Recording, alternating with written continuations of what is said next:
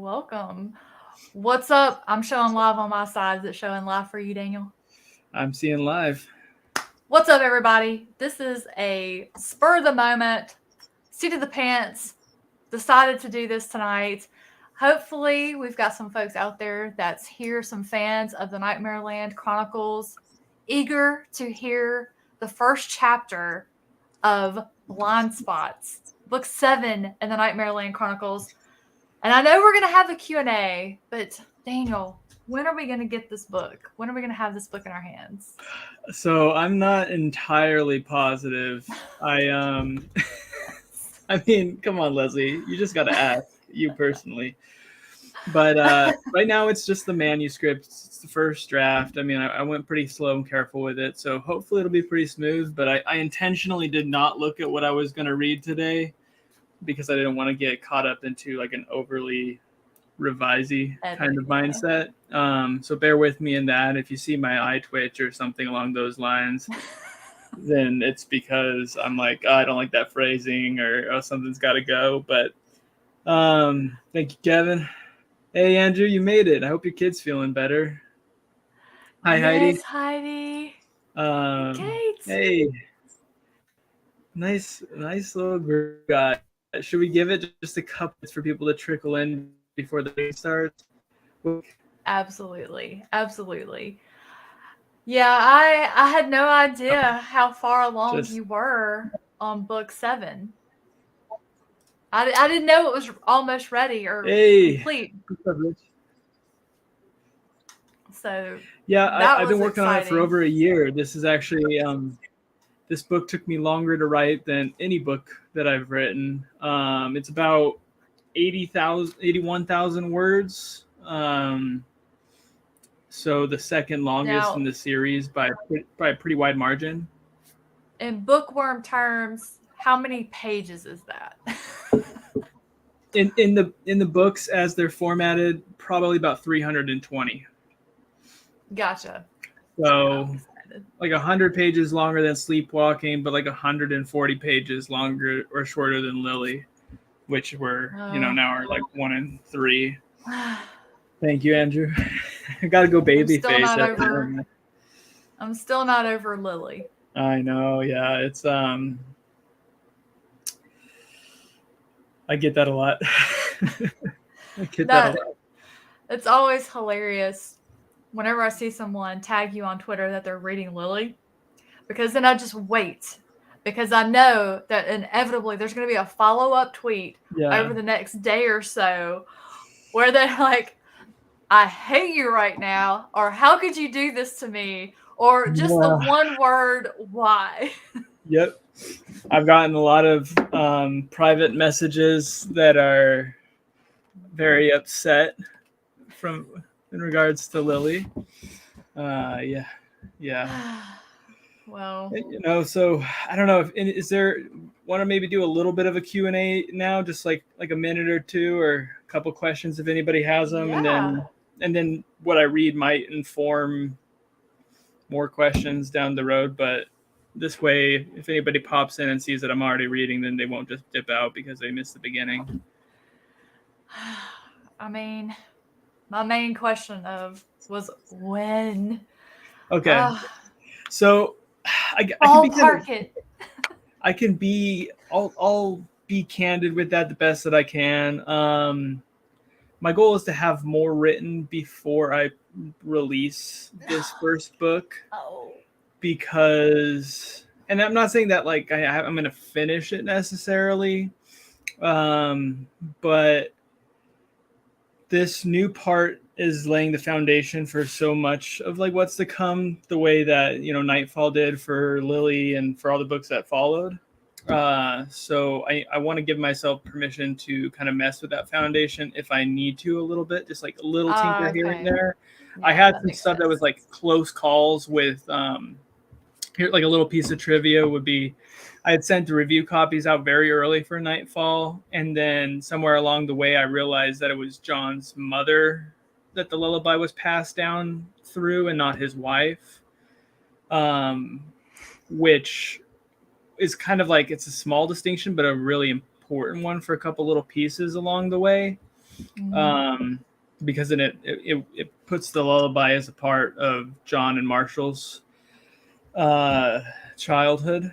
So, and other things. But anyway, I had to quietly change that in hope that nobody called me out on it. So there's a couple things that happen like that. That was you read it after the change had taken place. Oh, okay. But I'm trying to kind of avoid those circumstances, at least with people that I'm not like close enough to like just have a kind of like a casual conversation if something like that came up down the road. Things like that, like my first read through, I'm just reading it for just pure enjoyment. Give me all of the books as fast as possible. But now when I do my reread, that's when I start really honing in. I'm looking for specific details because I know how it ends. And I've already gotten there once. Now I'm going back and I'm like, okay, let me see where he started foreshadowing and building on these little things that led to some of these bigger momentous things that happen in the series along the way. So I kind of like go faster in the first read because I know I'm going to go back on the second read. It was one of those things where, like, if that detail had stuck out to somebody, and then they pivoted to Lily, or sorry, they went from Nightfall to Lullaby, and all of a sudden it's being referred to as John's mother, and they went, "What the heck?" Yeah, and, you know, it's just little things. It's not generally speaking huge stuff. Or if I find like something I need to plant a seed for earlier, I can go back and plant that seed in the first book, or if there's something that I plant a seed for, but it just ends up being kind of like a dead crop, I can go back and like uproot that from the first because it didn't end up like growing in any sort of way that I found interesting. Or sometimes I end up like forgetting about certain plot details that I wrote in the beginning, and I'm like, if that happens, or like little character details, I'm like, if I continue to willfully forget those or unwillingly forget those, chances are they're just not super important. So then I might just cut them. Anyway, little things. 12 books. That's pretty firm at this point. Which might end up meaning that the second half of the series is longer than the first half in terms of word count, because I'll just let a book be as long as it needs to be, rather than I wrote Lullaby and Sleepwalking together and realized there were two distinct parts, and kind of the same with the Flashlighters and City of Blood. I have two distinct parts here.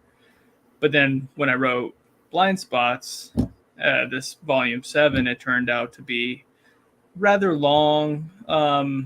There's just, there's living up to Lily, but then there's kind of, that may or may not be possible in terms of, this is the first part of something as opposed to the climax of something. So you're not going to match the payout of something like Lily with its first part, but hopefully I wouldn't want you to try. Yeah.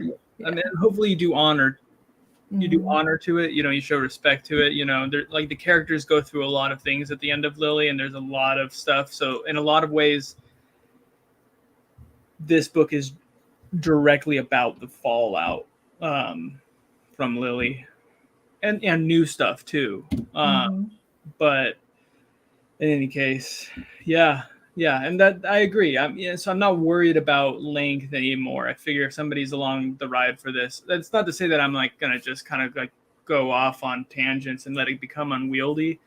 That's not my intent or my plan or anything of that nature. But I'm not gonna sweat it if, hey, these aren't novellas anymore. Like, none of these are novellas, rather than some of them being novellas.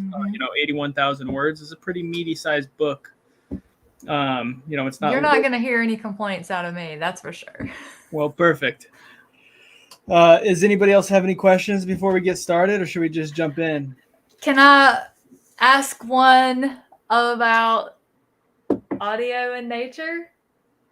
Audio, yeah, the audiobooks. Yeah. Any updates? The last I had spoken with him was. First book recorded in June was the plan, so we're getting kind of close. And And somebody in the chat is actually somebody who's helping me with that. So thank you again. Awesome. You know who you are. That's when I'm going to be doing my reread, so I can immersion read with them. So I think the plan is, because his schedule is incredibly busy, is to do the first 3 this year. I don't know exactly what the release schedule that's going to be, but and then the next 4, 5, and 6 next year. So cool. Fingers crossed. Yeah, that works. Yeah. I'm excited. Waiting is hard. It is. I know. I have a hard time with it too, because I get excited to share stuff, and I'm trying to give little things so you all know that I haven't just that I'm still it's still like my life. It's all I do, and it's all I think about pretty much. But this last year was kind of hard. I've been caring for my grandma, who passed recently, and just a lot of life stuff kind of comes in the way. And also, I would say with this, I had ideas for the second half of the series, but it wasn't really until I started actively engaging with the second half of the series that things started to kind of grow, become more solid and more real. So some days I'm writing where I'm at right now in the story, and I'm not somebody who writes ahead of where I'm at necessarily. I might take tiny little notes and put them off to the side, but I am somebody who, some days, my head will be stuck in book 10 and just kind of filling certain things out there and seeing more of that. So it's not just writing this first book, but it's writing this first book in a way that grows it with the rest of the series. There's no real exact science to it, other than just sometimes it felt like it made me go a little it was a little slower to write this one as a result, probably. That's why I could not be an author. I am a story keeper. You're a storyteller. That's it. Well, you are so appreciated, and just thank you for having me on. Thank you for everybody for stopping by. Shall we do this? Let's do it. I'm dying to hear All right. So I'm going to be looking directly at my Word doc here, and if as a result, yell at me, Leslie, if you need me for anything, okay? If there's a pertinent question or whatever, I don't know. But also for the chat, I don't know if I already said this, but this is not revised. So I haven't looked at it in a while. If you see my eye twitch, it's because I've stumbled upon a piece of phrasing or something that's going to drive me crazy. I am kind of OCD. But in any case, let's do it. So, shall we? We good? I'm going to put a little banner up, so if anybody watches this later, they'll be able to see when it starts. Yeah, live reading.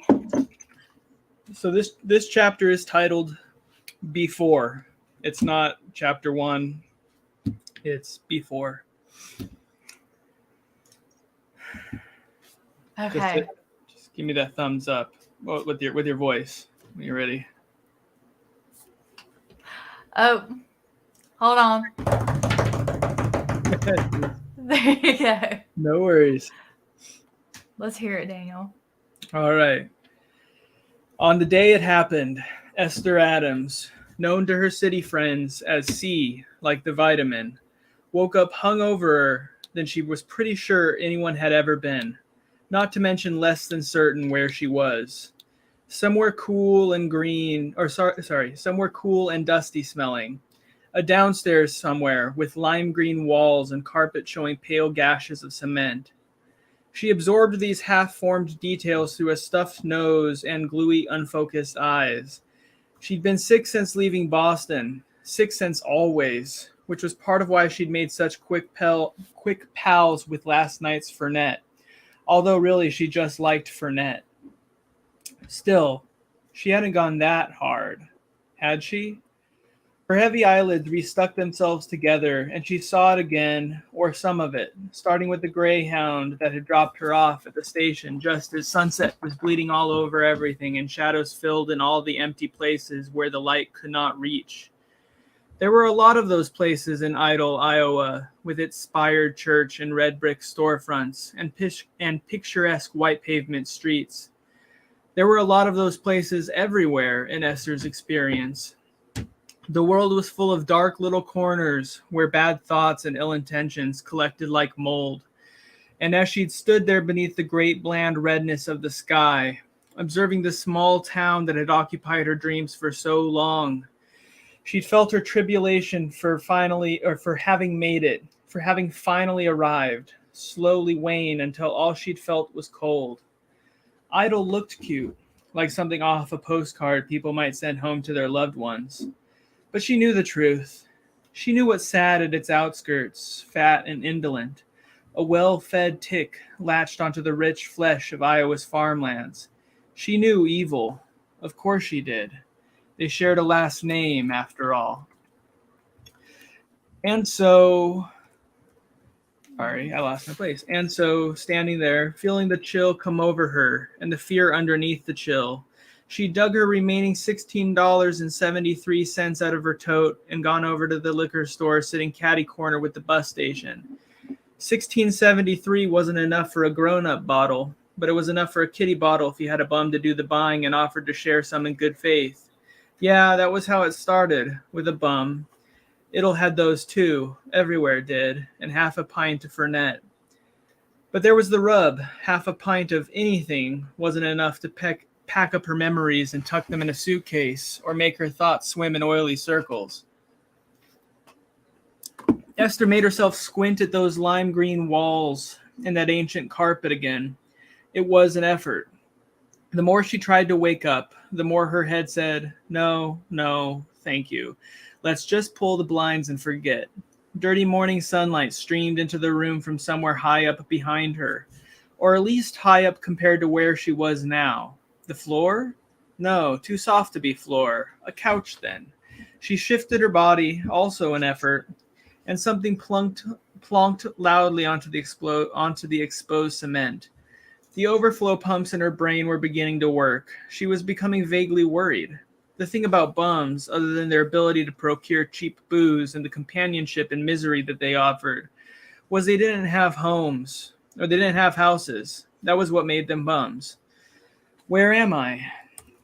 The question, muddy and distant at first, more of a general wondering than a real thought, was acquiring an air of significance, of urgency that Esther found increasingly difficult to ignore. She could remember the bum's face, an approximation of it anyway, but not his name. It might have been Bryant, or Brian.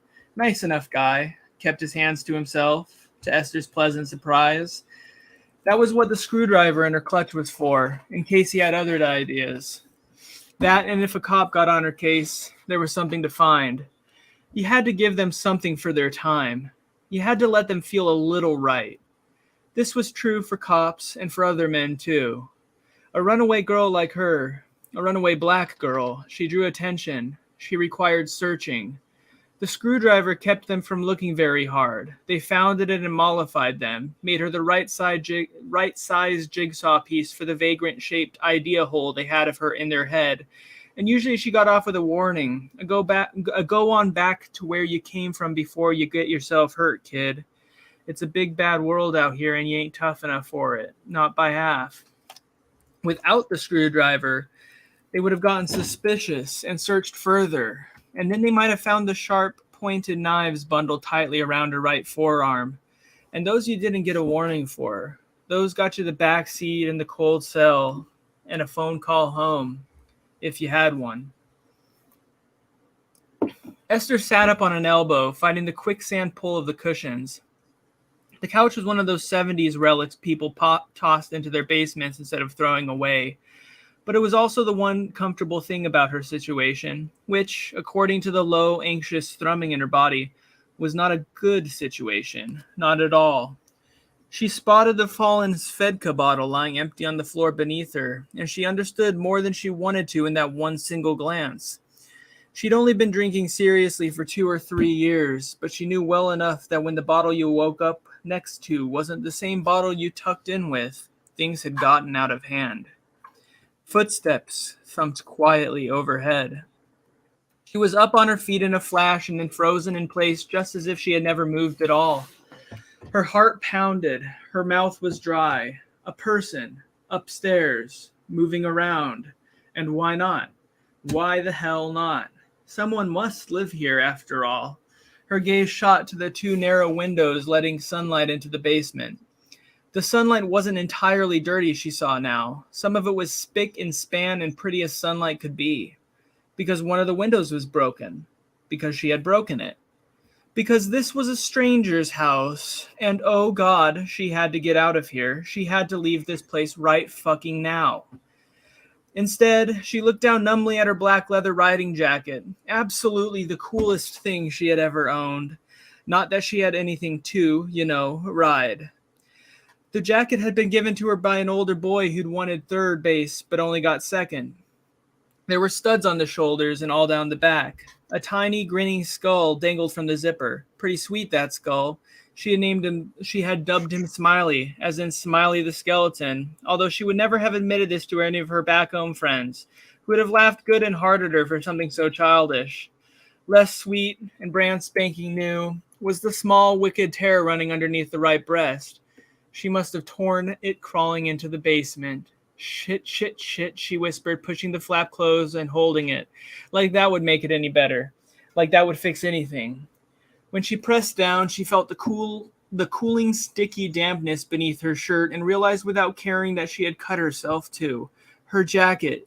Man, her jacket. The footsteps moved again, describing an unhurried pattern around the living room or kitchen or whatever rested overhead. And not only footsteps, there was a softer sound mixed in with them, a faint tap, tap, tap, that called to mind a pirate's wooden leg knocking lightly against the ship's deck.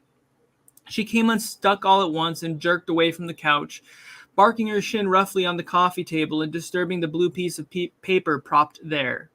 Something about the paper and the way it had been placed just so against the digital clock struck her as funny. But she didn't give it a second thought. She tiptoed toward the broken window, the spot of her clumsy, drunken, unremembered entry. What had she been thinking? What was wrong with her? But she knew the answer to that already. Him. He was what was wrong with her. And another week, the gates of that awful, evil place, evil because he was there, would open to let him free, and he would stroll out in clothes that hadn't been worn now for going on 6 years. And the sunlight would shine down nicely on him, same as it shined down on all the people in the world who deserved to see it. And she would be waiting, with her knives. She crunched quickly across the glass sprinkled underneath the window and reached up to grip the ledge just as soon as she made sure there was nothing left there that could slice her. There wasn't. She had torn the last jags loose on herself, making what had undoubtedly been a noisy entrance. Crazy Esther. Stupid, stupid Esther. When she got up on her tiptoes to peer outside, the breeze hit her face like a shovel of fresh manure. That was farm country for you. Lovely green pastures, big blue skies, and enough animal shit to choke on. Directly in front of her raised face sat a planter busy with small pink flowers and piles of pretty sandstone rocks. The flowers had been trampled and the rocks scattered. You're such a menace, C, she said under her breath. They should lock you up and throw away the key. She stared across the yard's tidy lawn. There were also some really nice-looking trees whose names she didn't know, city girl that she was, to the high wrought iron fence bordering the property. She couldn't make out a gate, which didn't mean there wasn't one somewhere, but knowing her, especially drunk her, she had climbed that sucker like a concussed squirrel up a tree, stabby black skewers and all. Again, she wondered at the noise she must have made blundering to the basement window, searching for somewhere to crash, or maybe just something to break, an object to take her anger out on, because she was angry. Even now, with her body itching to get out, to run, she could feel the animal heat of her anger tossing around restlessly under her skin. It seemed impossible that she could have clambered into the yard, smashed her way inside, and not woken up whoever lived here. It seemed... Her hands came down slowly off the windowsill. She turned back to the blue piece of paper on the coffee table. Yes, there was something strange about that paper. Something, what was the word? Premeditated. She didn't like it, but she had to know, didn't she? She had to know. Esther walked across the basement on tingling legs. The clock on the table read 5 to 8. Still early.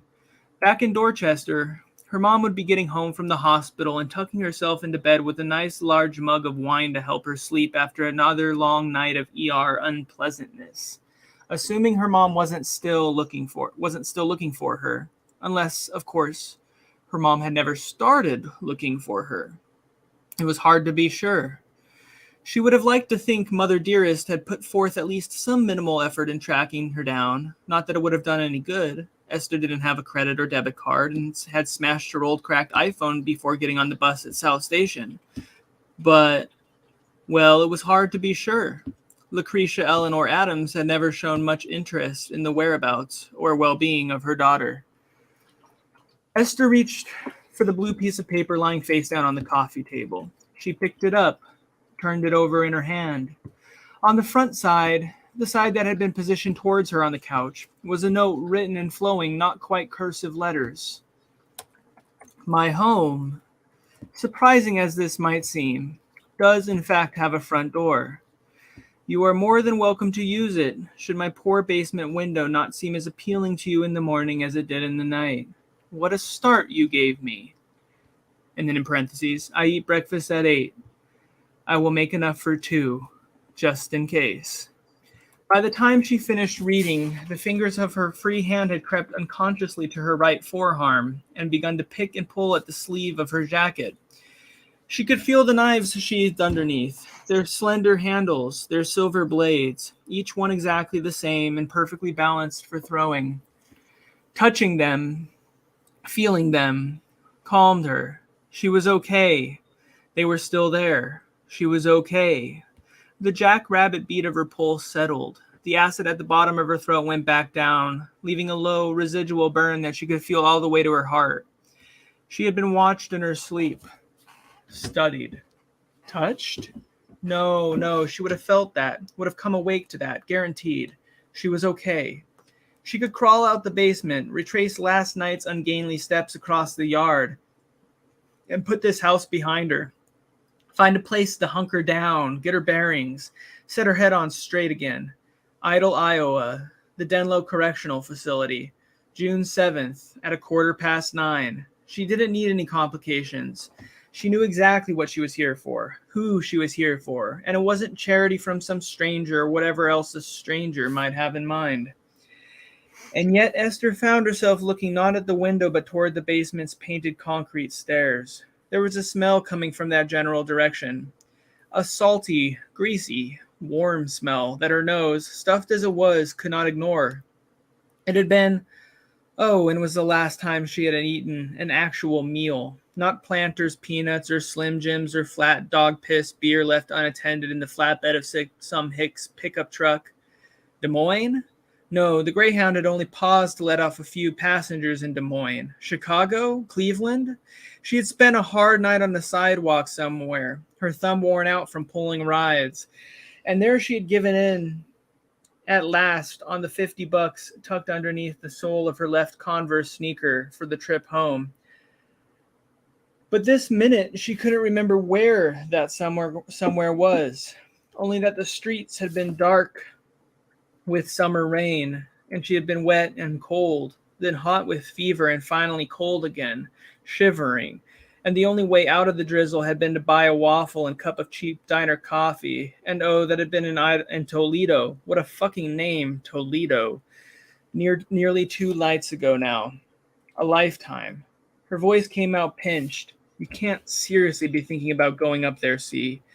But she was more than thinking about it. She was already on the way, her stomach doing the walking for her. The region behind her navel suddenly felt empty enough to fit a few full plates of food and maybe a side dish or two, and a dessert as well. Such an appetite should have been impossible after all the abuse done to her body last night.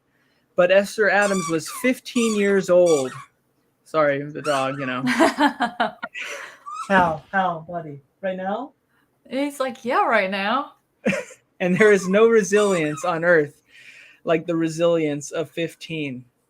She told herself that she wasn't going to stay, that she just wanted to lay eyes on the creep who poked around her in the dark. A man, it was almost definitely a man, some old widowed lech whose downstairs hadn't gotten the memo that the world of women had moved on from him. Whereupon she would tip a wave and stroll outside. This was a pride thing. She wanted to greet the Iowan morning with her chin up and not crawl out onto it on her belly like some sad lizard out of its hidey hole. That smell, though, that good, warm smell. It didn't just trickle through the house. It soaked through the house. Esther emerged from the basement to find the front door right there within reach, sunlight brightening its beveled window. Next to the door stood a coat rack supporting a single beautiful dark green cloth, like a scarf, but not quite.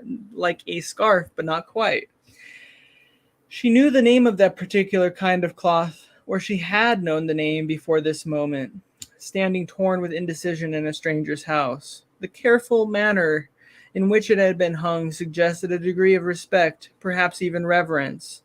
She would have liked to touch its fabric, to feel its silk smoothness against her cheek. Then the connection was made. It was a hijab. She turned her head toward the kitchen. Her stomach didn't growl so much as quake.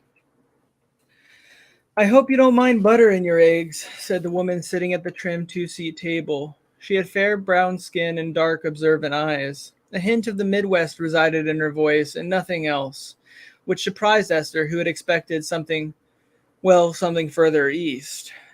As for her age, she might have been 45 or 70. Only the simple wooden cane propped next to her gave any indication.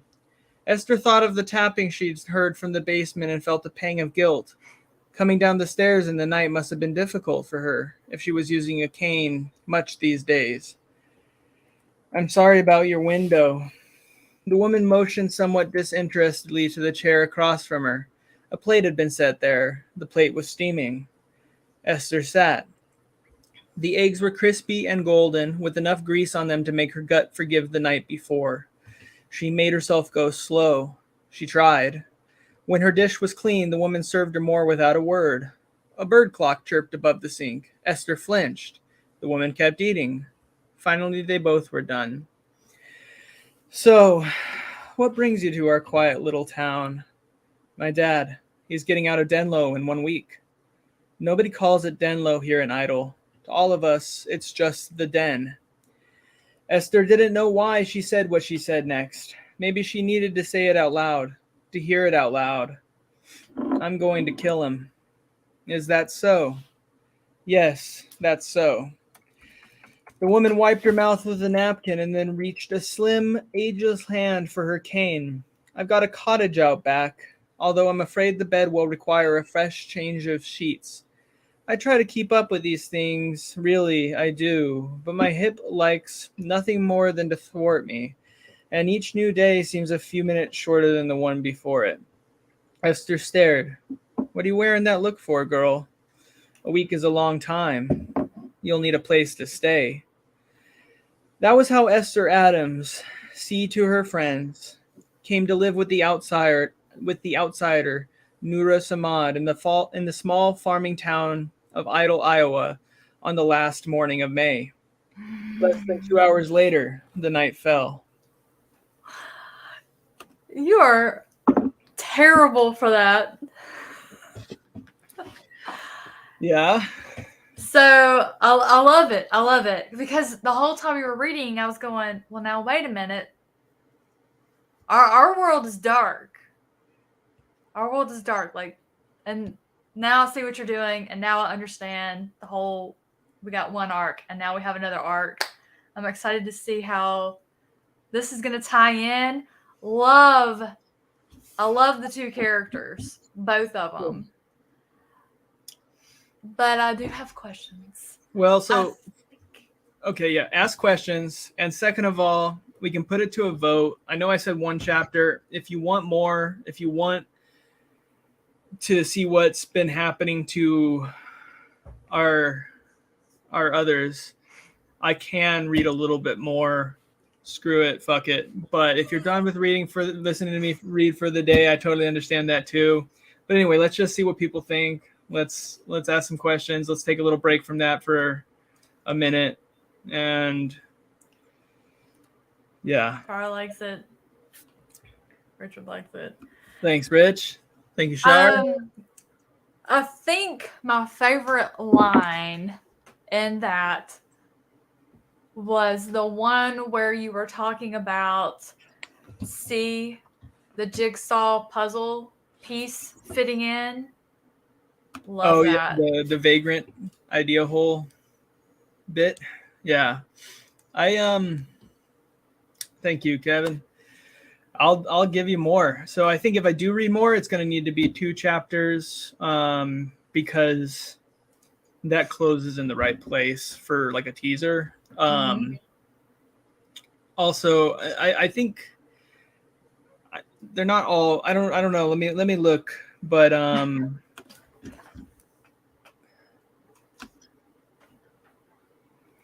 know how you were able to read and deal with Hal. Because Bandit started coming and started trying to like dig under the door, and I'm like over here like quietly texting my husband to come get his child.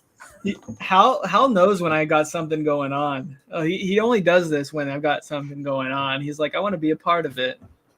There he is somewhere. Now he's passed out. Anyway, I'm having trouble with figuring out.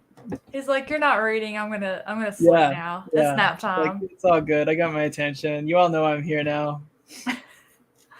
Yeah, I was getting tickled. I heard him like flap his ears. I was like, oh, it's coming. Yeah, it's coming. He found a toy. And so I wonder who Esther's dad is. Well, how about we read? So if there's anybody here who hasn't read Lily, I would dip out before I start reading again. And I would also say if you have any questions, like now would be a good time to ask them, because there will be spoilers from this point forward. Spoilers by omission, if nothing else. And just serious, like don't stick around past this point. We can maybe put up a spoiler tag or something if other people are stopping by. So yeah, I don't know if you're still here, Richard, but I think that might be you. I think everybody else here is up to date. I just don't want to spoil it. And Kate hadn't read it yet. Oh, right. Yeah, he loves the squeakers. He doesn't play with them very often. But yeah, he's that's the boy, right? So that's children for you. I'm just gonna put spoilers for the first 6 books, since Lily is the last of that series. As we're waiting, I know the stream is like a little bit ahead of where it is on the actual recording or airing. Very brief side note. Have you read the sequel to My Heart is a Chainsaw yet, Leslie? Of course. I'm reading it right now and I'm obsessed. It's so good. I think it's better than the first one. Well, they're on equal footing for me for different reasons. I love them both for different reasons. I love that in the second book, he didn't just regurgitate the same formula from the first one. I like that he made it different, because to me, that's the kiss of death. When you just say, oh, this was really successful, let me do it again. Yes. Yeah. That doesn't land. So no. I like that it's different. A lot of people are like, oh, but I like the way. Yeah, but all the stuff you went through in the first book, that changes a person. Oh, totally. There's no way you're going to be that same person. Yeah. I thought it showed maturity. I thought it showed growth and development. Oh, man. How far in are you? Because I'm like 260 pages. Okay. See you, Richard. See you, Kate. Thank you guys for coming. Oh, Yeah. Sorry. Night, you guys. Yeah, no, it's phenomenal. I'm definitely gonna want to talk with you about it when I finish. I love that like the foundation was laid with the first book, and he doesn't, it's not too fast. He lays new foundation, but at the same time he kind of hits the ground running with these characters in a way, and it's big. It's big. Yeah. Well, There was a part that I literally like jumped up and hollered and like fist pumped, like it was Breakfast Club. oh hell yeah. I will So- just say, there's the best description of a disembowelment in the first chapter that I have ever read in my life. Like that line about the wind being inside, like feeling the cold of the wind inside of where, like, Yeah, all of his stuff was. I was like, oh yeah. Yeah. There's another one with an eyeball that also got me too. Oh I man, don't yeah, that cringe one messed easily. me up. Yeah, anything to do with the eyeball, really. But Yeah. yeah. I was fortunate enough to get my hands on an arc for that one, and I'm glad that I did because it was a nightmare getting my physical copy in the mail. Oh, I've been saving it until I finished the manuscript for this book because it was like lined up as my reward for finishing this book. Yeah, But, awesome. Shall we? Chapter Let's 1. do it. Let's see what John Hawthorne and Marcos have been up to, huh? Oh my god! All right, let me make a little ticker. So that was actually the prologue, wasn't it? Essentially, yeah. I just put it down as before because it seemed like a fancier way of saying Right. prologue, since we have the night as kind of a marker for everything. Okay. But yeah, you just say the word "win" when you're ready for me. I'm ready. Let's hear it. How was my reading speed last time? I'm not like the most practiced with this. Was it too fast? Should I slow down a little bit? We'll let folks that are still hanging out in the chat tell us. Okay. It was fine for me. All right. Well, if anybody in the chat votes a slow down, shout out, and Leslie just stop me and tell me to slow down. I'll tell you I'll say turtle. All right, turtle. That works. All right. Chapter 1. Iowa was beginning to rot. Dead cattle in unwatered fields, decaying chickens in neglected farmyards, pig carcasses scabbed by mud and shit. If sadness had a smell, this was it, thought John Hawthorne, as the night's low breeze coated his skin. John Hawthorne knew a thing or two about sadness. He sat with the reins clasped loosely in his gloved right hand, listening to Moses's hooves clock tiredly against the unnamed dirt road that had taken them on somewhere after the last dirt road let them go. The horse was doing better. It had been stuck wearing its saddle for much too long when it joined them. And for a period afterwards, John had walked with those 40-odd pounds of chafing leather slung over his shoulder to give their new companion's poor beleaguered back a rest. That had been in Wyoming, after everything at his brother's cabin and in the bitter blowing darkness of Lonesome Drive. All of that was so very far behind them now, and yet, stay with me. Oh, and yet. He shivered underneath his blood-stained denim jacket and allowed his thoughts to slip toward Nebraska, with its limitless plains and rolling sandhills lost to time and wind and silence. Moses had fed well in Nebraska. The sores on his lustrous white hide had continued to heal. The quality of his gait had improved. And some of the strange, inky depth, a dissociation born of considerable pain and hunger, John believed, had begun to leave his complex amber eyes. He was closer to the surface again, relearning himself. His ribs still showed, and probably always would, but that wasn't too bad, considering. The boy, however. John glanced back at the head-hung form shuffling behind him, wrists bound with one of the towing ropes that had belonged to the downtrodden group of flashlighters led by Gregory Fleck, whose own light, what little remained of it in the end, had run out for good in the uncaring snow. Marcos Walker's checkered shoes dragged through the dirt. A curtain of greasy hair covered his face. John didn't like keeping him tied, but Marcos wandered away when the rope came off. and John wouldn't have that, couldn't have that. So the rope stayed on more often than not. It was for the kid's protection. It was the only way to keep him safe. But the burns on his wrists, but the look in his eyes. John could feel Marcos's empty stare even through the unwashed shelf of his bangs. Marcos was sliding into himself, a human sinkhole. He needed a toehold, a reason to climb back up. But there was the problem, because John had taken away his say in the matter, because Marcos was sliding away from him, and the harder John pulled him forward, the farther out of reach he fell. They couldn't go on like this. Something had to give before John lost Marcos forever, assuming he hadn't accomplished that already. John returned his attention reluctantly to the road, which must have served as some kind of relaxed thoroughfare for the cows and their farmers before the farmers fell asleep and the cows starved. They were somewhere north of Iowa Falls, although how far north he couldn't say. 3 miles, maybe 4. The few houses and cornfields he could see in that general direction were so outwardly dark and silent they might as well not have been there at all. Most of the places they'd slipped by recently had been like that, transient blips on an otherwise smooth radar, unseen but somehow felt. It had been some time since they'd passed close to anywhere in particular, for which John was grateful.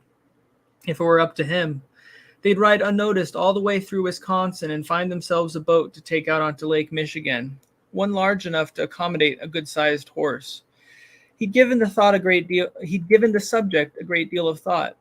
To continue eastward would deliver them to Chicago, and he did not care for the idea of touring the Windy City, had no desire to meet whatever resided there in this strange new world that had grown from the grave of the old, like some fantastically exotic weed. A batch of laughing dandelions, perhaps, or sunflowers with gritting teeth. Cutting south wasn't an option either, or at least not an option he fancied. That way led through Cleveland and Pittsburgh and the countless other smaller cities clustered densely around the Great Lakes. It would be forced further and further down the map, and who knows what they might run into on such a long-winded trek, or if they would ever have the chance to climb back up again. The lakes themselves were a different story. Dark, interconnected bodies of water stretching as far as the eye could see. A continuous great black winding road touched only by starlight. They could cross over from Lake Michigan to Lake Huron by the Mackinac Strait, take the St. Clair and its offshoots, down through Detroit to Lake Erie. The waterway would lead them safely through the heart of the city, or so John hoped, and finally follow the Niagara River north to Lake Ontario, not once touching land between Wisconsin and the forested upper reaches of New York except to refuel the boat. From there, the only thing standing between them and their final destination would be Vermont, where John had been born and raised. And broken. That too. John pulled back on the reins, bringing Moses to a halt. A sort of thumping was coming from the trees up ahead, except thumping wasn't quite the right word. The sound was thicker and somehow coarser than that. It called to mind a determined woodpecker, and John didn't think there were any woodpeckers out in these parts. But it didn't last long, just 3 quick strikes and that was it. When it didn't recommence after 30 seconds or so, his unease subsided, mostly. He wished that he could count on Marcos for matters such as these. The boy could feel things that humankind had given birth to under the cover of night. Their presence alerted something in his head, something that was not necessarily unique to him, but maybe too subtle for the hearing people of the world to pick up on, with all the outside noise competing for their attention. He described it as a spidery feeling, a tickle in the brain. But if he felt anything now, he gave no indication. He stood behind the horse with his head hanging like it always did, silent like he always was. The last time he'd spoken to John had been on a runway in the falling snow. John remembered the conversation, the terrible things he'd confessed, the hurt he'd inflicted, the rejection. He remembered the red notebook, the feel of it in his hands as he tore the binding, as he ripped the pages, as he shredded the boy's hopes. He remembered it all too well. For the second occasion in minutes, John Hawthorne looked down on Marcos Walker in the Iowan dark and felt his love for him like an ache in his chest. The ache never left, neither did the fear. His thoughts turned despairingly toward Haverhill, Maine, and he wondered what they would do when they got there, if they would be ready, because his daughter was not alone in her blue house by the ocean. There was the boy, too, the other boy, the one who wept. His name was Liam Hawthorne, and he was John's grandson, but he was also so much more. In him lived some dreadful, unknowable force, an entity beyond man's comprehension, as old as the world itself, or perhaps even older, a power capable of blackening the sun. And they were marching toward it, one lost kid, one tired old man. You're going to get him killed, John thought, still looking down on Marcos from the saddle. He is going to die in your arms by the Atlantic, or somewhere before then, and it will be your doing, just like it was with your son. You know that, don't you? There is no end to the night, not for him, not for you. Moses started forward once more, and for a while there was nothing but the steady clocking of his hooves and the carrion stink of dead farm animals. Leaves swished around them on either side. John flexed his gloved hand, holding onto the ache there, grounding himself with it. Pain was a lightning rod for emotion, and he had been struck enough. Time to bury his doubt and continue on down the road. To the north, he spotted a heavily fenced structure, cut low against the sky, except for one solitary tower riding up toward the moon. He thought it might have been a prison. In other words, not so unlike the farms and meat processing plants they had passed over the last several dozen miles. Same misery, different livestock. But something about the place stuck to his eyes, made him stare. A sense of movement within its own old stone walls, an impression of shivery, sleepless life. He felt it best to move on, and quickly. He gave Moses a hurry-up nudge with his heels. Moses obliged. The rope running back from the saddle to Marcos tightened. Tell that pretty horse of yours to quit trotting unless you want your brains to learn what life is like outside your head, rang a voice up in the trees. I've got a bead on you, and frankly, mister, I'd love an excuse. Stiffening, John did as he was told, and nothing more. The voice came again, a girl's voice. She sounded young, stuffy in the nose, and not in the least bit afraid. How about that? The old fuck knows how to follow directions. He held his tongue. You got anything to say for yourself? I know how it looks, John said after a moment. He hadn't spoken since he wasn't sure when, and the words took some chewing on before they were ready. Do you? Yeah. And how does it look, pray tell? The girl sat high up in the branches of lovely old ironwood, obscured by the leaves. He could see the shape of her and of the rifle pointing down at him. He could also see the knives stuck close together in the tree's thick bark. There were 3 in total. I heard you practicing, he said. What made you stop? I missed my last throw because of the dumb fucking dark. Had to hunt the knife down in the brush, then clockety clock clock, you came tugging that poor slave-looking kid on your horse. Which has me real curious, I'll admit. Seems like the sort of thing an asshole would do when it's not busy taking a shit. She talked nothing like what John would have expected from a country girl. Wherever she was from, it wasn't here. He doesn't always walk, John said. I let him ride some of the time, too. How generous of you. The rope is for his own good. Uh-huh. I didn't have a choice. The girl's laughter would have shaken birds from the trees had there been any birds. Mister, if you don't stop being so funny, I'm likely to fall and bust my skull, and I don't particularly feel like busting my skull. I rather enjoy having it intact, so here's what's going to happen. You're going to zip those chapped lips unless I say so, and you're going to climb down off your horse and untie the kid. And if you reach for a gun or try anything silly, I'll make sure you're dead before your behind hits the ground. Understand? Their lone gun, a revolver from the burned-down town of South Point, Nevada, was tucked into one of the makeshift saddlebags. It was empty. The last bullet had been spent blowing apart Gregory Fleck's blackened left hand. I understand. What did I just fucking say about talking? She almost whispered. Oh, I guess I messed that up, huh? Anyway. First draft. Or, reading for the first time in a while. John thought things over in his slow, calm way. Then he let go of the reins. It wasn't the outline of the rifle, if the shape in the girl's hands was in fact a rifle, that convinced him. It was the clench in her voice. The barely suppressed fury. She sounded pissed enough to kill him twice. Also, he'd heard what he told her about not having had a choice. He didn't buy it either. His boots thumped heavily into the dirt. He took a deep breath of the foul night air, wondering if it would be his last, if maybe that wouldn't be for the better. God, but he was tired. Marcos's head remained down. Except for his hair, which twitched in the breeze, he was still.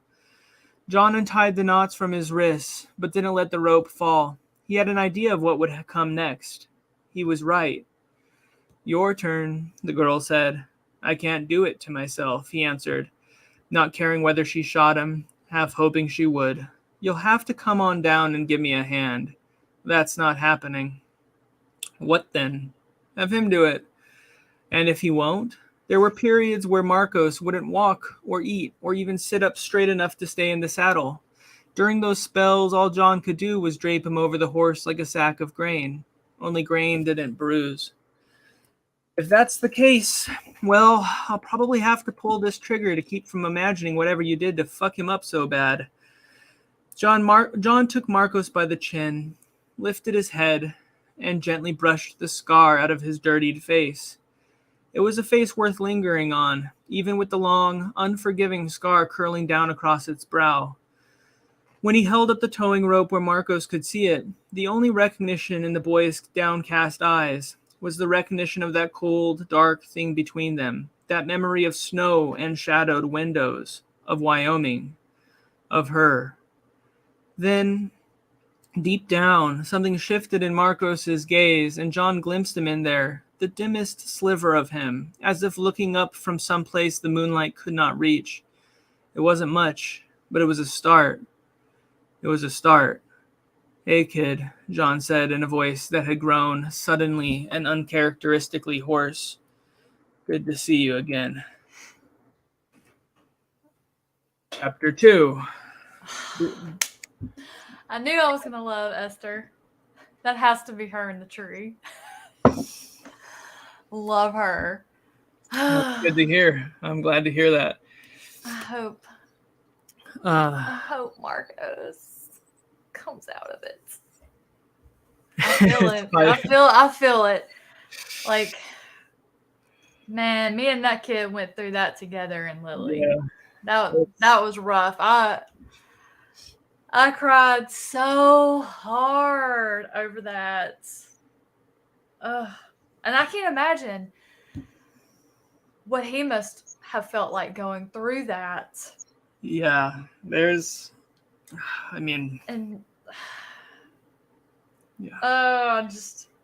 can't wait. Should we do one more?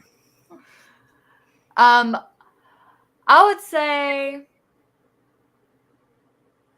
If you're tired, if people are tired, we can close it there. I think the next chapter ends right, and it's shorter. I want more, but I also know the more that I get, the more that I'm gonna want. I get that. I understand. I think that like I said, I had like a 1 chapter or a 3 chapter plan. But if people want it to be, if they think it's right with 2 chapters, if they've listened enough, I understand. So we got one vote for more.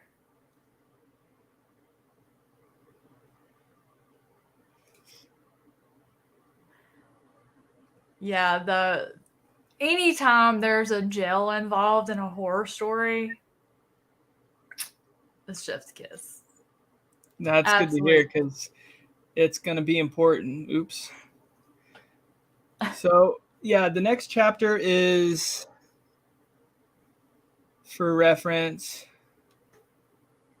it's shorter than the others. It's like 1, 2, 3, and just a tiny, tiny bit. It's like 3 pages. Well, we got 3 votes for more. All right. If you're okay with it, Leslie, this is your show. Roll. No, it's your show. Roll with it. All right. Let's do it. Marcos Walker was not himself. He did not entirely know who he was, and he preferred it that way. It was easier not to be, or to be as little as possible. Existing was complicated, messy business better left alone. His awareness of the world around him extended no further than sensation. The constant ache in his legs and feet, the miserable sting where the towing rope bound his wrists, and the faint, familiar tickle of cobwebs in the back of his head. And the stink. The night here stank like death. Maybe that should have bothered him, but it didn't. He appreciated the honesty. Death and darkness went hand in hand. He did not feel the horse halt abruptly in front of him, although he stopped a moment later out of simple mechanical reflex. Nor did he notice when the man on the horse, just the man to Marcos now, at least most of the time, eventually swung one leg over the saddle and dropped down into the dirt. He stood stationary in the road, conscious only of the breeze caressing the nape of his neck. It was a nice breeze, and warm. He hadn't felt one like it since the Utah desert, where the night had smelled of sagebrush and rain from a recent thunderstorm. They'd been pushing the broken-down pickup truck up Route 6 toward Eureka, taking turns at the bumper in pairs, and not too long after that, Marcos shoved the recollection back down, unhappy with himself for having let it get so close. Thinking of those times was dangerous. Nothing good ever came of it. His hands raised, although he himself did not do the raising. He was used to being moved around. Being moved around was pretty much his way of life. The rope loosened and then fell from his wrists, which was kind of unusual, but not too unusual. The man still took them off on occasion, although less frequently than he once did. Were they stopping to make camp again? They couldn't be. They had only just left their last campsite miles ago, and the man did not rest easily or unwarranted. He was there, close. Marcos could feel the cold stiffness of him against the warmth of the surrounding night. The man was like a standing coffin filled with ice. Marcos's head lifted, although, again, not of his doing. The man's calloused fingers had taken him by the chin. They brushed the hair out of his face, and now he saw the man too. Saw him and knew him, and with knowing came all the hurt Marcos had tried to, but could never quite properly bury. Like ash blowing from a dead fireplace, the hurt swept in, and he hated John Hawthorne. Hated him both for what he had done and for what he had failed to do. Hated him for leaving. Hated him for coming back. Hated him for the rope and for the road, and for reminding him of everything he wanted so desperately to forget. But most of all, he hated him for the love he still felt for him, even now, like a knot tied crudely around his heart. Hey, kid, it's good to see you again. They had been out in the dark for so long that Marcos could easily read John's lips, whether or not he wanted to, which he didn't. It wasn't good to see him back. Didn't the old man realize that? Didn't he understand? Marcos tried to lower his head, but John caught him by the chin, kept him from looking away, and then Marcos observed what rested loosely in John's gloved hand. It had been right there this whole time, but the way John was holding it, it was almost like, take it. Marcos reached hesitantly for the rope, cooperating not out of willingness, not yet, but out of simple confusion. John never gave Marcos one of the towing ropes, except in the act of binding his wrists or strapping him into his bedroll, and that wasn't giving, really. Marcos didn't know what to think. It was too strange. Even more bewildering was what happened next. After handing over the rope, John pressed his own wrists together, held them out in front of him, and nodded. You remember how to tie it, don't you? You've seen me do it enough. Marcos half expected a trick, although John Hawthorne was not the type of man for tricks. Tests, on the other hand, sure, but at the moment John didn't look like he was administering one of those either. He looked sorry. Go on, kid. Do it. Marcos looped the rope twice around John's lower forearms and then ran the head back through, performing the simple but effective knot that he had come to know so well over the last state. Or had there been 2 states? Or 3? He had stopped measuring distance, same as the world had stopped measuring time. His heartbeat climbed up his throat and lodged in his ears and behind his eyes. His palms began to sweat. He kept expecting John to... What? What did he expect? None of this made sense.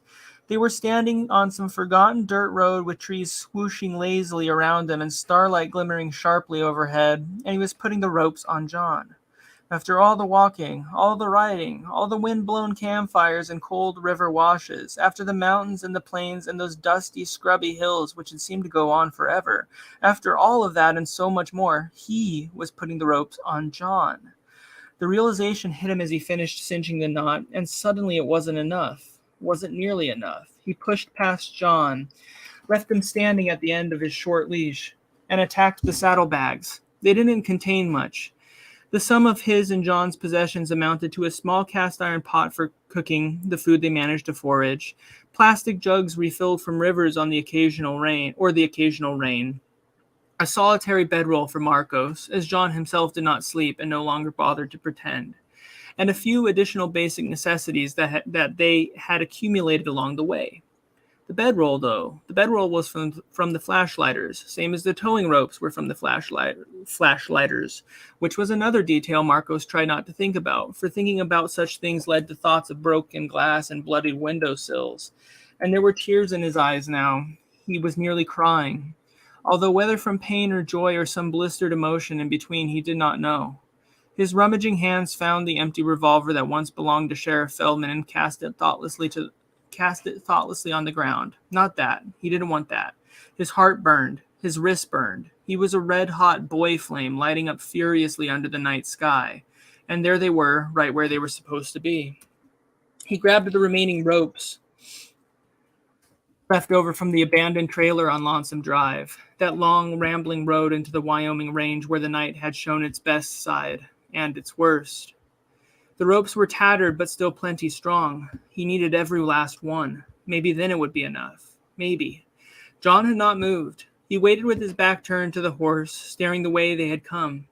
Marcos forced the first rope between his bound wrists, anchored it there with a new knot, and then yanked the old man's forearms up to his broad chest, ran it around his body once and twice and a third time before tying it off. Afterwards, hand fastened up under his chin, John almost looked like he was praying. His eyes had shut. His jaws stood out beneath his overgrown and now mostly gray beard. He wasn't enjoying himself. It went against his nature what was being done to him, but he wasn't protesting either. Panting hard, Marcos picked up the next rope. He thought about doing the legs, but he wanted John able to walk when this was finished. Wanted him to know what it was like to march behind the horse and have no choice but to keep pace or fall. So he settled for upper body again, wrapped things good and tight. That left one final towing rope and no real reason to use it except for the simple, inarguable need to see a job through to the end. It was a sentiment John would have understood. When the work was done, the bloodstain on his denim jacket had been concealed but for a few dark slivers of red.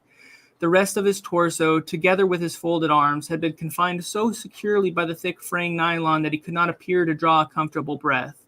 And still it wasn't enough. Marcos took a running start and shoved him in between the shoulder blades. John stumbled. The rope leading back to the horse from his trapped wrist caught him, spun him around, and dragged him face forward into the dirt. There. That was enough. Marcos sat down by John in the road and crossed his arms over his knees.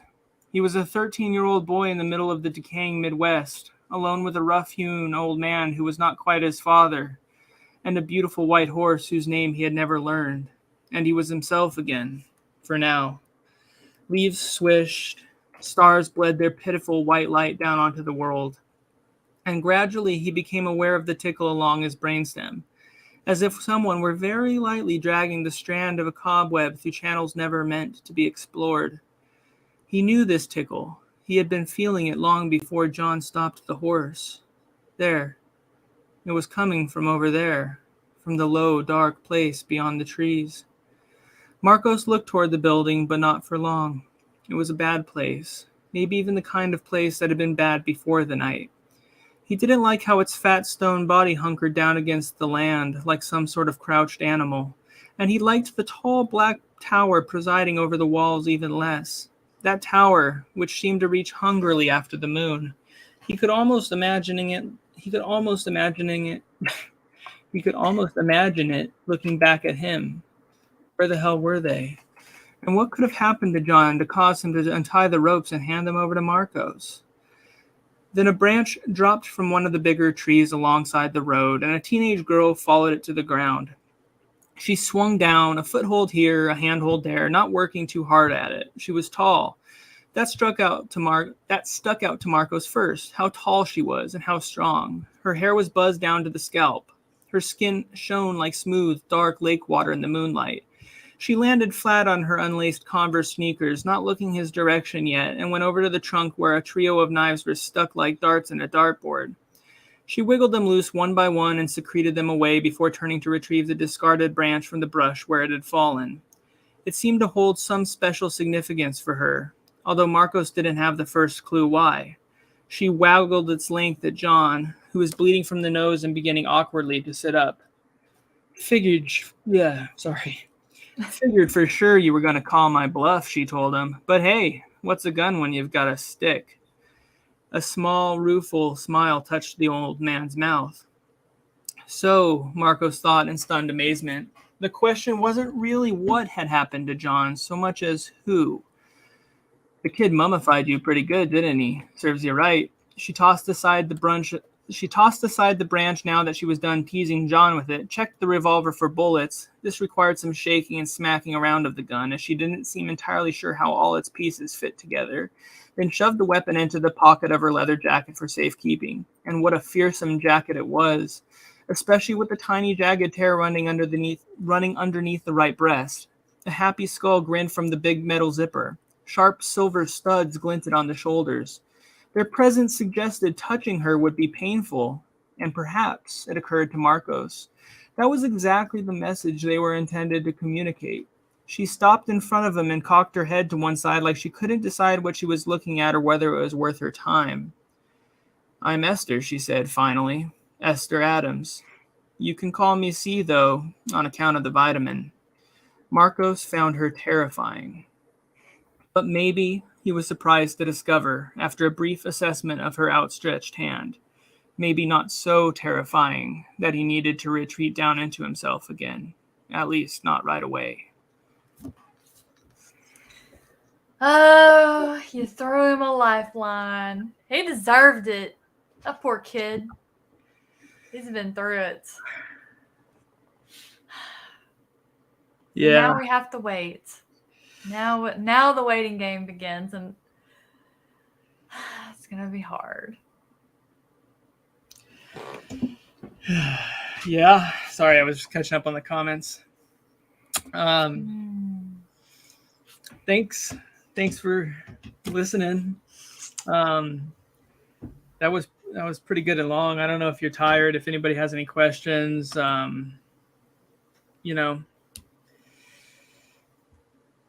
I mean, there is so many things where this can go.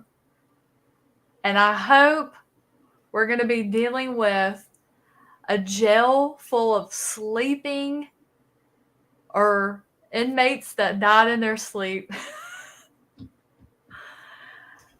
I mean, something's going on. Like, Esther is waiting by that jail for a reason, but obviously it's her dad. What's going on with that? Yeah, that's good questions. Good question. I'm excited to find out where this is going to go. I hope the lady that took in Esther is still alive. I would love to see more from her.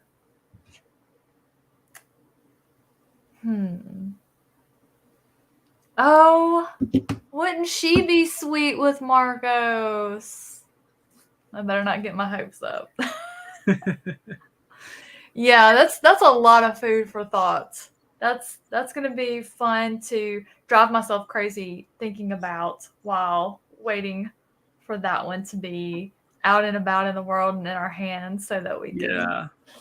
You've got the book, Kevin. You can read it whenever you want. Yeah, that's excellent. It's always good to have something new from you. I didn't twitch too much at the phrasing or anything. I just got tongue-tied occasionally. I mean, you read very well out loud. Okay, that's good to know. Like, you just flowed. There was no chance I could ever read like that out loud. That's good to know, because I mean, I thank you. I it's not something that I've like practiced or had a bunch of feedback in regards to, you know. So thank you, Heidi. Yeah, you know, except for that whole almost whispered line that I shouted. But I mean, you know, you didn't prepare. You didn't read it ahead of time to remind yourself. So I think both ways work. It's just you know, almost whispered is a little more menacing. I think I'll stick with it. But yeah, get that snarly, growly. Yeah, so teeth clenched. Do you agree 3 chapters was the right amount? Yeah, for those of us that have read the first 6, that was a perfect chunk. That's what I thought. I thought that it was perfect, but it's also torture because you gave us enough, but not enough. Yeah, I know. There's a lot more though. You know, it's a pretty long book. It's not like Lullaby, where that would have been like reading like a quarter of Lullaby, or like, you know, like there probably aren't any like any tiny books left in this series. I'm fine with that. There might be some that like are longer than others and some that are shorter, but you're talking to a fantasy girl who reads 8 to 1,000 page chunkers on the regular. Like, I'm good with it. Whatever the length needs to be to tell the story, I'm fine with. So you're not going to hear me complain. I don't think any of your fans would. That's good to know. And man, we had what, like 12 at the height of it. That's pretty. Mm-hmm. And probably because it was so last minute. The majority of folks are going to catch it on the playback. So yeah. But no, like 12 is phenomenal for a live show. I in my experience, I mean, you know, short of big namers getting together with other big namers, I can't think of any time I've cracked like 5 or 10, probably. I mean, like, I feel like you have. Maybe live. I mean, I don't know. It's pretty cool. I had a feeling about Wednesday, you know, like it's that day of the week where people don't necessarily have a whole bunch of plans that are like, and folks are usually home. Yeah. Oh, that was so much fun. Thanks. I had a lot of fun. It's going to be hard to not be thinking about that. Leslie, I'll send you the book. Just, like, seriously, like, tell me to send it, and I'll send it to you right now. How's that? Yes. I will. I know a book I can bump. I got a book I can bump for. Yeah. So, I mean, like, the only thing I'll just have to preface is, like, you know, there might be some stretches that are a little. It's fine. Like you edit as you write. I read Lily as a PDF, and you had just done like 1 round. That was the first draft. This is the first draft too, and I should say that, like, sometimes I edit while I write. Sometimes I'm going slow, and then sometimes I catch like an obsessive streak. Like, especially, I had a real issue with it this time around, which probably means for the better when it comes to a first draft reading experience. Not necessarily like a better reading experience than Lily was, because Lily was just a really smooth book to write. by and large. Like, but there were definitely times where here, sorry, I'm multitasking. Now you have it. There were definitely times where like I would finish a chapter at like 5 after a long day of writing, and I'd be so wound up that I'd like eat lunch because I hadn't eaten, because this is what I do. I eat breakfast, I drink coffee, I write until I collapse, depending on the day. Like there's, and it's not like I'm writing a ton. It's like 2 pages, 3 pages at the most usually.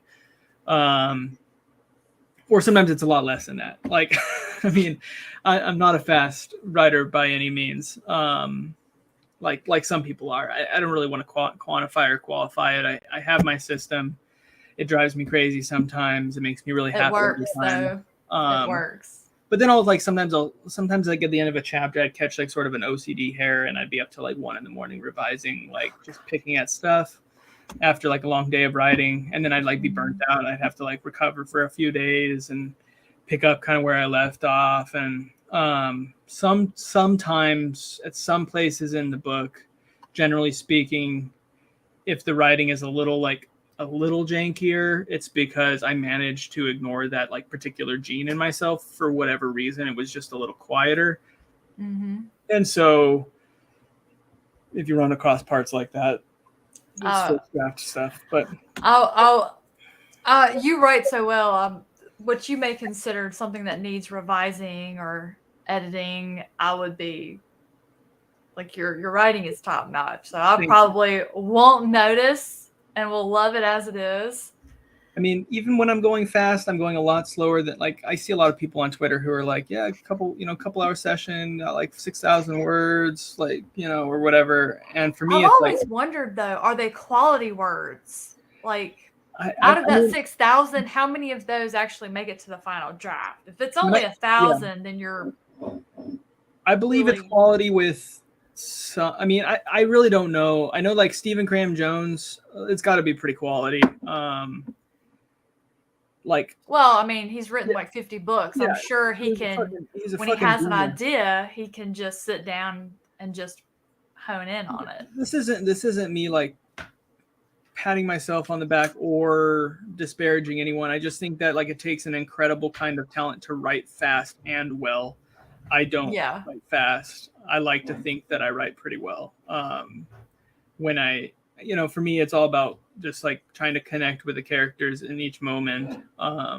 There's a feeling when you want to write, and there's a feeling when you want to write, and then there's another feeling that's probably the best of the three when it's like you get to write. Yeah. And sometimes where I struggle is periodically, like I get impatient and recognizing the difference between wanting to write and wanting to write. And then I'll, like if I try to force it or whatever. And in any case, I try not to force it so much these days because I like, I think I'm just I like having a first draft that feels closer to the final mark than some have been in the past. And this is from somebody who, Longread was 180,000 words. I don't know if you read Longread, but it was 180,000 words when I finished writing it, and I revised it down to 117. So I took off like 63,000 words. And I've seen a lot of authors where they just hate that editing process, and I would imagine with your technique, the way you approach it, I imagine your editing process maybe isn't quite as hair raising. It depends. I mean, it just depends. Like I said, like with old book, like some books I've like Nightfall, I tore to hell, rewrote. I had passages in Sleepwalking that I did the same for. That I remember. The opening stretch of the Flashlighters, I cut a lot, trimmed a lot, whatever, rewrote stuff. I just try to like, I tend to like write as if there's no hurry. And that way, like if it's a few hundred words one day, or like, sometimes it depends on the day, right? So like picking up where you left off when you know what's coming next is, generally speaking, like pretty like an easier runway to continuing. Yeah. But then there's sometimes when you've like finished a chapter, and sometimes I look at the days after or the days right after finishing a chapter as sort of a bonus day. So then like if I can just get like one good sentence to start the next chapter to orient me like emotionally with where the characters are at, or like whatever it may be in that particular moment, just one good sentence to sort of like clarify what that chapter is going to be for me. Sometimes it's like it's for me might be like, where is this chapter going? And so the first line kind of might foreshadow where the chapter ends on an on an emotional level or something. So like it has its own sort of contained I don't know, cohesiveness or whatever you want to say. In any case, that's all me rambling, but I'm pretty slow and methodical. It's kind of like if anybody's fucking curious, I don't go fast. The last day that when I finished Blind Spots, the last few days were a little bit crazy. Here's a very official map of important places in Blind Spots with a coffee stain on it. I wrote this at 5:30 in the morning. Oh gosh. Because I couldn't sleep. I had to get up and work. I just went. I didn't even eat breakfast. This is the second to last day. I wrote just like this tiny little, like fucked up nonsense, like chicken scratch map that shows the den over here, Noah's house over here, Charlie's house down here, a little plus sign that's actually across for where the church is, and a little whatever where the feed barn is, and then there's little lines and notes about where the characters go. So very, very official. And anyway, I wrote that kind of delirious at 5:30 in the morning. Drank coffee, wrote 9 hours straight.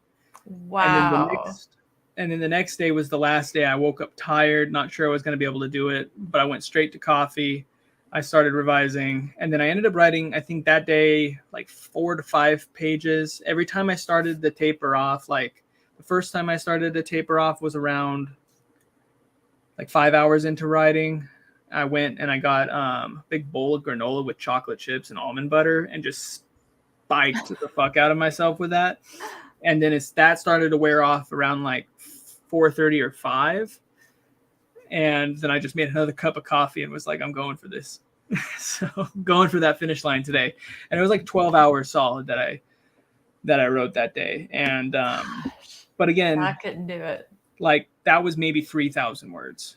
There, give or take. And like 3,000 words days are in the entirety of my writing career, like 11 books.